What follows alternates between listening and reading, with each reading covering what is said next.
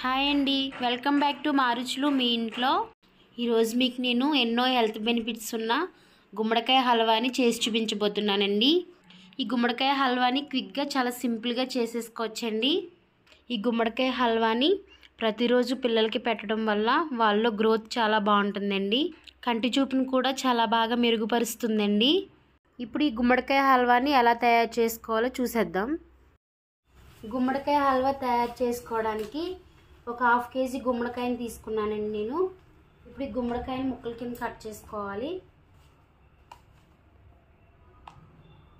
గుమ్మడికాయ హెల్త్కి చాలా మంచిదండి. ఈ గుమ్మడికాయ తినడం వల్ల వెయిట్ లాస్ అవుతారండి. దీంట్లో క్యాలరీలు తక్కువ ఉంటాయి. అందువల్ల వెయిట్ లాస్ అవ్వాలనుకున్న వాళ్ళకి బాగా ఉపయోగపడుతుందండి. ఎదుగుదల లేని పిల్లలు ఉంటారు కదండి, అటువంటి వారికి ఇది బాగా ఉపయోగపడుతుందండి. ఈ హల్వాని తయారు చేసుకుని రోజుకు కొంచెం కొంచెం పెడుతూ ఉంటే పిల్లల్లో ఎదుగుదల ఉంటుందండి బాగా. ఇదిగోండి, ఇలా ముక్కల కింద కట్ చేసుకొని పైన ఈ పీల్ అంతటిని చెక్కేసుకోవాలి. దీనిపైన పీల్ కొంచెం గట్టిగా ఉంటుంది కాబట్టి ఇలా నైఫ్తో అయితే చాలా ఈజీగా వచ్చేస్తుందండి పై తొక్క. పీల్ అంతటిని సెపరేట్ చేసేసాను కదండి. ఇప్పుడు గింజలను తీసేసుకోవాలి. మొత్తం మిగతా ముక్కలన్నిటికీ కూడా పీల్ తీసేసుకొని ఈ గింజలను సెపరేట్ చేసేసేయాలండి. ఇదిగోండి, మొత్తం ముక్కలన్నిటికీ పీల్ తీసేసుకున్నాను కదా. ఇప్పుడు ఇలా గ్రేటర్ని తీసుకుని తురుముకోవాలండి గుమ్మడికాయ ముక్కని. గుమ్మడికాయ ముక్కలన్నిటినీ ఇదిగోండి తురిమేసాను కదా. ఇప్పుడు దీంతో హల్వా ఎలా చేసుకోవాలో చూపిస్తాను. గుమ్మడికాయ హల్వా ప్రిపేర్ చేసుకోవడానికి స్టవ్ ఆన్ చేసుకుని ఒక కడాయిని పెట్టానండి. కడాయి బాగా వేడవ్వాలి. ఇదిగోండి, కడాయి అయితే వేడైంది. ఇప్పుడు దీంట్లో కొంచెం నెయ్యిని వేసుకోవాలి.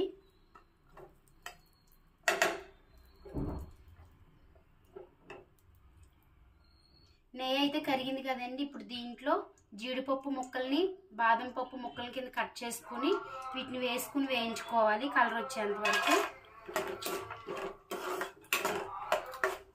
ఇదిగోండి, బాదం జీడిపప్పు కూడా కలర్ వచ్చేసాయి కదా.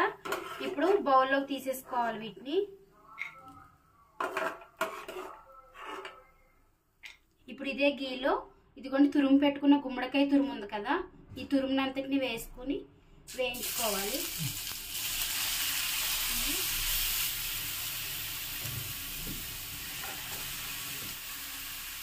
గట్టితో మొత్తం కలుపుకోవాలండి. ఇప్పుడు ఫ్లేమ్ని హైలో పెట్టుకుని గుమ్మడికాయ తురుముని గట్టితో తిప్పుకోవాలండి.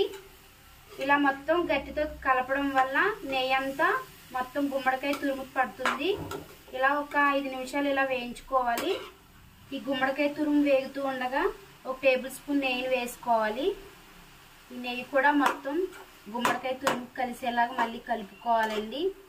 గుమ్మడికాయ తురుముని ఈ విధంగా వేయించడం వల్ల దీంట్లో ఉన్న వగరు పోతుంది. గుమ్మడికాయ తురుమంతా వేగిపోయింది కదండి. ఇప్పుడు దీనిలో బెల్లం వేసుకోవాలి.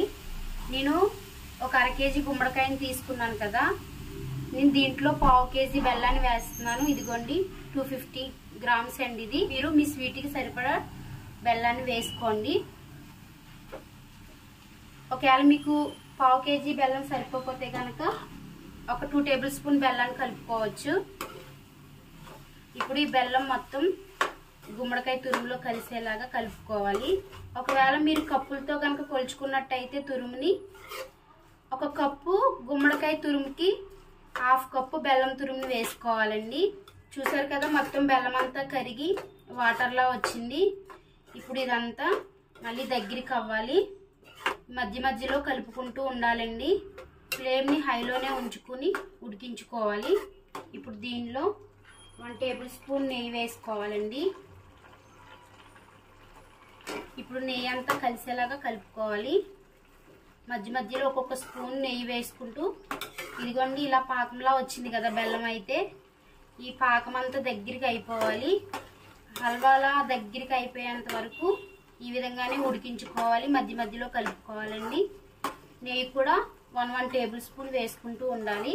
అలా 3 టేబుల్ స్పూన్స్ వరకు వేసుకోవాలి. టేస్ట్ అయితే చాలా బాగుంటుందండి. ఇదిగోండి ఇంకో టేబుల్ స్పూన్ నెయ్యిని కూడా వేసుకోవాలి. ఆల్రెడీ 2 స్పూన్లు వేసుకున్నాం కదా, ఇది 3వ స్పూన్ అండి. సరిపోతుందండి, ఇంకా నెయ్యి అవసరం లేదు. ఇప్పుడు ఈ నెయ్యిని కూడా మొత్తం కలిసేలా కలుపుకోవాలి. ఇదిగోండి చూస్తున్నారు కదండి, హల్వా కన్సిస్టెన్సీలోకి వచ్చింది కదా, దగ్గర పడుతుంది కదా. ఇంకో 2 మినిట్స్ ఈ విధంగానే కలుపుకుంటూ ఉడికించాలండి. ఇదిగోండి పాన్ నుంచి సెపరేట్ అయింది చూస్తున్నారు కదా, హల్వా కన్సిస్టెన్సీలోకి వచ్చేసింది. ఇప్పుడు దీనిలో 1/2 టేబుల్ స్పూన్ యాలకుల పొడి వేసుకోవాలి. కొంచెం సాల్ట్ వేసుకోవాలండి. చిటికెడు సాల్ట్ వేసుకోవడం వల్ల స్వీట్ చాలా టేస్ట్గా ఉంటుంది. యాలకుల పొడి సాల్ట్ మొత్తం హల్వాలో బాగా కలిసేలా కలుపుకోవాలి. వేయించి పక్కకి తీసుకున్న డ్రై ఫ్రూట్స్ ఉన్నాయి కదండి, బాదం జీడిపప్పు పలుకులు, ఇప్పుడు దీంట్లో వేసేసుకొని ఒకసారి మొత్తం గట్టితో కలుపుకోవాలి. చూసారు కదండి, ఎన్నో హెల్త్ బెనిఫిట్స్ ఉన్న గుమ్మడికాయ హల్వా రెడీ అయిపోయిందండి. స్టవ్ ఆఫ్ చేసేసుకొని ఇప్పుడు ఈ హల్వాని ఒక బౌల్లో తీసుకుని సర్వ్ చేసుకుందాం. చూసారు కదండి, గుమ్మడికాయ హల్వాని ఎంత సింపుల్గా ప్రిపేర్ చేసి చూపించానో. మీరు కూడా ఇంట్లో తప్పకుండా ట్రై చేయండి. ఈ గుమ్మడికాయ హల్వా పిల్లల ఎదుగుదలకు చాలా బాగా ఉపయోగపడుతుందండి. ఈ గుమ్మడికాయ హల్వాని తయారు చేసుకుని ఒక ఎయిర్ కంటైనర్ బాక్స్లో ఉంచుకుని ఫ్రిడ్జ్లో స్టోర్ చేసుకుని ప్రతిరోజు కొంచెం కొంచెం మీ పిల్లలకు తినిపించడం వల్ల పిల్లల్లో ఎదుగుదల చాలా బాగా గ్రోత్ ఉంటుందండి. ఇప్పుడు దీనిపైన కొంచెం బాదం పప్పు జీడిపప్పుల్ని స్ప్రింకిల్ చేసుకున్నామండి.